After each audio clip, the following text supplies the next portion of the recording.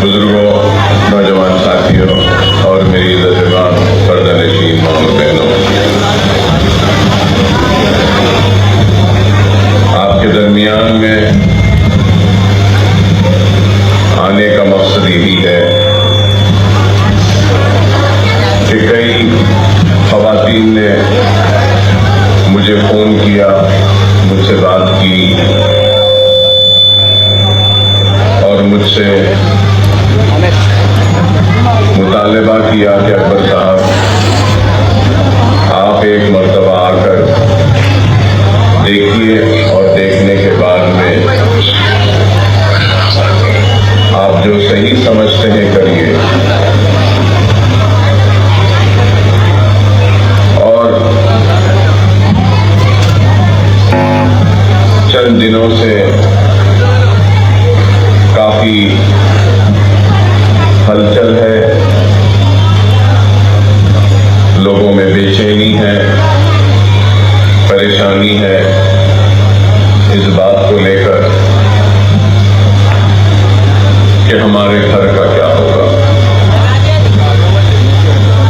मैं पूरी जिम्मेदारी से ये बात कहना चाहता हूं कि हमको या मुझको और मजलिस इत्तेहादुल मुस्लिमीन को इस बात का एहसास है कि एक घर कैसे बनता है। जिंदगी भर की मेहनत, कोशिश, कमाई और तिनका जोड़कर एक आशियाना बनता है, एक घर बनता है। घर कोई रातों रात नहीं बनता, चाहे छोटा घर हो या बड़ा घर हो, बड़ी मेहनत से बनता है। हमको इस बात का एहसास है और हम मजलिस इत्तेहादुल मुस्लिमीन की जानिब से हर घर की हिफाजत करेंगे, चाहे वो छोटा हो या बड़ा हो। ये हमारी जिम्मेदारी है, ये हमारी जिम्मेदारी है और हम अपनी जिम्मेदारी को निभाते हुए आए हैं और आने वाले कल में भी जिम्मेदारी को निभाएंगे। अब बहुत सारे जहनों में ये बात आएगी कि अकबर साहब इतनी दिन बाद आए। हाँ, मैं बीमार था, शहर में नहीं था, आकर करीब 8 या 10 दिन हुए और आने के बाद में सबसे पहले अगर मैंने कोई काम किया है तो जो जिम्मेदार लोग हैं उनसे मुलाकात की और chief minister, deputy chief minister और पूरे ओहदेदारों से मुलाकात की और वाज़े तौर पर उनसे मिलकर ये पैगाम दे दिया हूं कि सवाल ही पैदा नहीं होता एक भी घर का टूटना, नहीं ये सवाल पैदा हो सकता है कि आप आएंगे और तोड़ेंगे, नहीं हो सकता। तो मुझे जिम्मेदारी के साथ कह रहा हूं कि chief minister, deputy chief minister, सारे ओहदेदारों ने मुझसे कहा कि अकबर साहब, सवाल ही पैदा नहीं होता कुछ भी करने का। अगर हमको कुछ करना है तो हम न सिर्फ आपको बल्कि उन गरीब आवाम को, सबको एतमाद में लेंगे। तो मैंने उनसे कहा कि अखबारात में हम पढ़ रहे हैं कि घर तोड़ देंगे और 2 बेडरूम में चले जाओ बोलेंगे। एक इंसान घर बनाता है तो बड़ी मुसीबत से, कोशिश से बनाता है और जब घर बनाता है तो मैंने जो कहा वो कह रहा हूं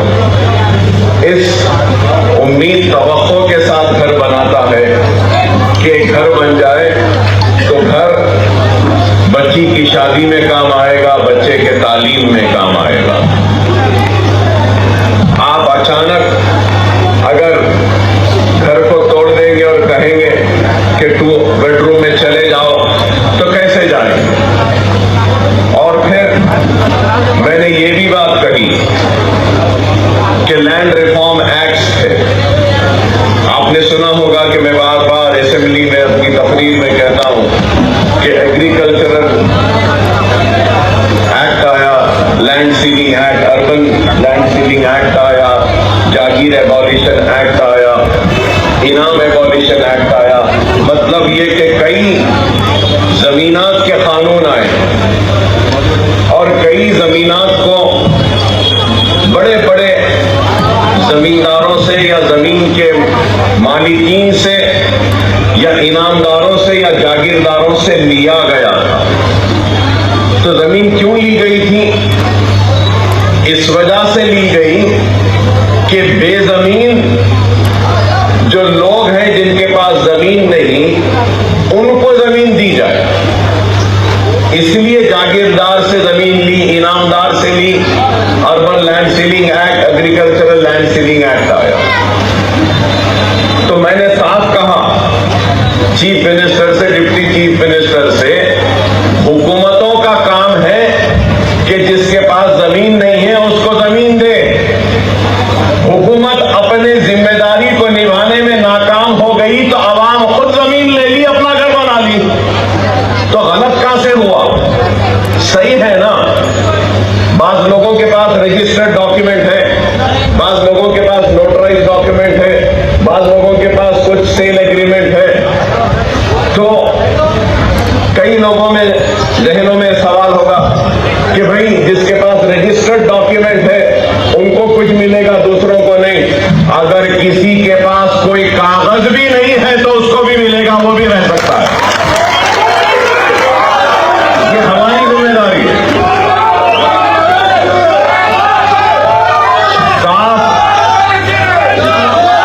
साफ और दो टोक अल्फाज से मैंने हुकूमत के जिम्मेदारों को, चीफ मिनिस्टर साहब को, डिप्टी चीफ मिनिस्टर साहब को, सबसे कह दिया, देखिए डेवलपमेंट, तरक्की हर कोई चाहता है, कोई भी डेवलपमेंट के खिलाफ नहीं। लेकिन डेवलपमेंट का मतलब ये नहीं है कि गरीबों के घर को गिरा दे और डेवलपमेंट करे, नहीं।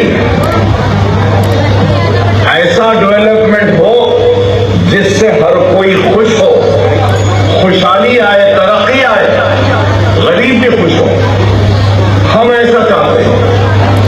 और आज आपके दरमियान में आकर ये बात कह रहा हूं कि लोग इल्जाम लगाए, बोले अरे अकबर साहब आप भी तो लंदन में थे, चीफ मिनिस्टर के साथ थे। हाँ थे। क्या करना चाह रहे हैं, क्या दिखाना चाह रहे हैं, वो तो सुनना और देखना तो पड़ेगा।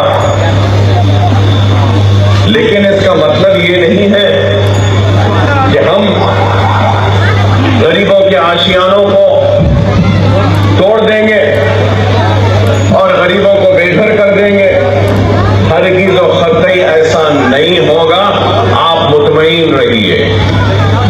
देखिए एक बात मैं कहना चाहता हूं, हम आपसे हैं,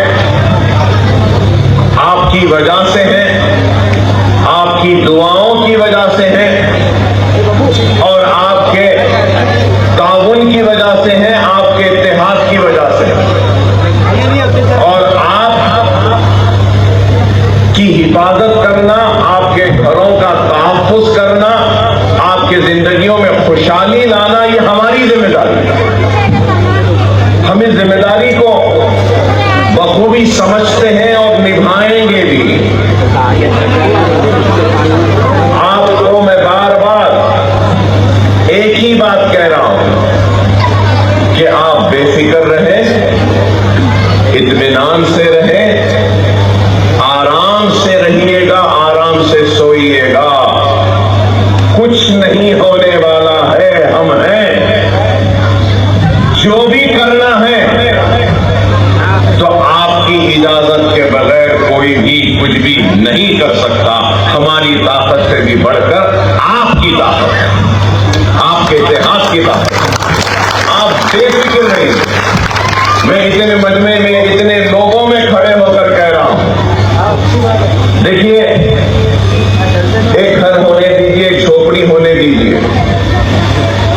उसकी एक कीमत है। एक घर की कीमत अगर 70 लाख है और फिर आके बोल रहे हैं कि ये 70 लाख का घर छोड़ दो, 2 बेडरूम में जाओ, रह जाओ, कैसे होगा ये? हमारे घर की कीमत 70 लाख है। आप यकीन करें, मैंने साफ वाज़े अल्फाज में चीफ मिनिस्टर से कहा कि 70 लाख के घर वाले को 10-15 लाख के 2 बेडरूम में जाओ बोल रहे हैं। आपके 4-5 साल खत्म भी नहीं होते, छत झड़ना शुरू हो जाती, खिड़की हाथ में आ जाती, दरवाजा हाथ में आ जाता और वो वहां जाके रहना। सवाल ही नहीं है। 70 लाख का घर है तो 80 लाख दो, 1 करोड़ दो। जब हम सोचेंगे,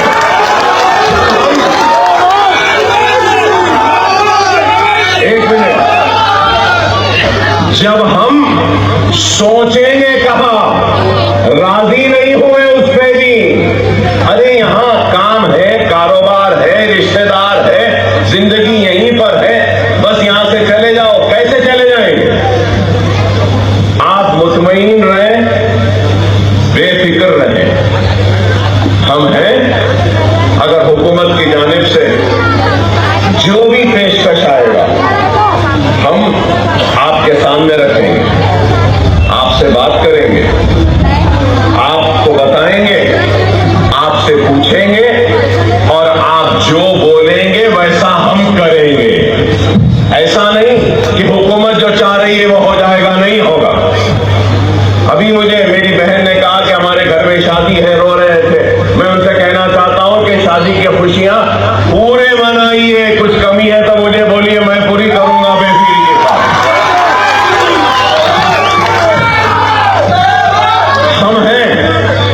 हम हैं, मजलिस है। हम अपनी जिम्मेदारियों से लापरवाही कभी नहीं करेंगे। लोग बोल रहे हैं ऐसा हो जाएगा, वैसा हो जाएगा, डरा रहे, कोई आ रहे, हर कोई अपने अपने रोटियां सेकना चाह रहा है, गलत बातें कह रहा है। आप लोगों को फिक्र करने की जरूरत नहीं है।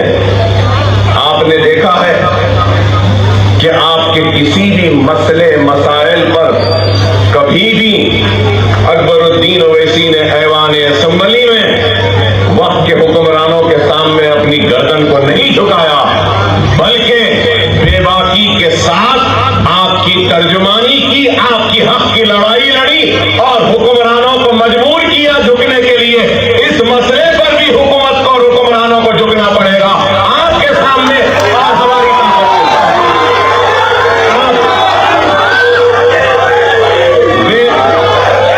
बेफिक्र रहे, इत्मीनान से रहे, कोई फिक्र ना करे। ये बात, ये तयक्कुन मैं देने आया हूं और दुनिया जानती है।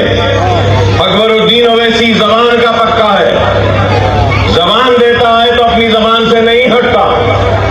यहां खड़े रह के इतने लोगों की शहादत में यह बात कह रहा हूं कि किसी के घर को धक्का भी नहीं लगेगा। हम हैं, बेफिक्र रहिए। जो भी है, जो भी करना है, जैसा भी करना है, आपसे मशवरा करेंगे, आपकी राय लेंगे। आप लोग राजी होंगे तो तभी जो भी होना है होगा, नहीं तो नहीं होगा। बेफिक्र रहिए, मुतमईन रहिए। हम हैं आपके दरमियान में। मैं यही बात कहने के लिए आया हूं कि आप ने आज नहीं बल्कि बरसा बरस से हमारा साथ दिया, हमारी ताकत बने, हमारे लिए हाथ उठा के दुआएं की। हम कैसे भूल जाएं आपके दुआओं को, आपके ताउन को। अगर मैं आज जिंदा भी हूं तो दुआएं ही थी कि मैं जिंदा हूं, नहीं तो 10-15 साल पहले ही मर चुका होता, अल्लाह को प्यारा हो चुका। एक एक दुआओं का कर्जदार हूं, हर गरीब का दुआओं का कर्जदार हूं, हर बहन का भाई हूं, हर भाई का भाई हूं, हर बुजुर्ग का बेटा हूं, हर मां का बेटा हूं। बेफिक्र रहे, मुतमईन रहिए, इत्मीनान से रहिए, कुछ होने वाला नहीं है। घरों में रहिए, आराम से सोइए, खुश रहिए। कभी भी कुछ भी रहा, हम हैं, हम आपके दरमियान में आएंगे। और ऐसी बड़ी बड़ी बातें नहीं करूंगा जो लोग आकर कर रहे हैं। बुलडोजर आ जाएगा, सामने ठहर जाएंगे, वो हो जाएगा। देखिए, आसमान से तारे खींच के ला दूंगा, आपके हाथ में रख दूंगा, दामन में। वो सब बातें करना मुझे नहीं आता भाई। मुझे वैसे बातें करना नहीं आता, ना आसमान तक जाना आता है, ना तारे तोड़कर लाके आपके दामन में डालना आता है। लेकिन ये जरूर कहूंगा कि मेरी ताकत आप है, आपकी ताकत मैं हूं, और हमारी ताकत जमात है। जब तक जमात है, हमारा इत्तेहाद है, कोई कुछ नहीं कर सकता। और जमात में जो भी काम होता है, मशवरे से होता है। रसूलुल्लाह सल्लल्लाहु अलैहि वसल्लम की हदीस शरीफ है, वो फैसले जो मशवरों के साथ होते हैं, उसमें अल्लाह की बरकत भी शामिल होती है। कुछ भी रहने दीजिए, आपके दरमियान में आएंगे, आपसे बात करेंगे और करेंगे। किसी को फिक्र करने की जरूरत नहीं है। मगरिब का वक्त करीब है, आराम से जाइए, नमाज पढ़िए, घर में रहिए, इत्मीनान से सोइए। आप सोते रहिए, हम जागते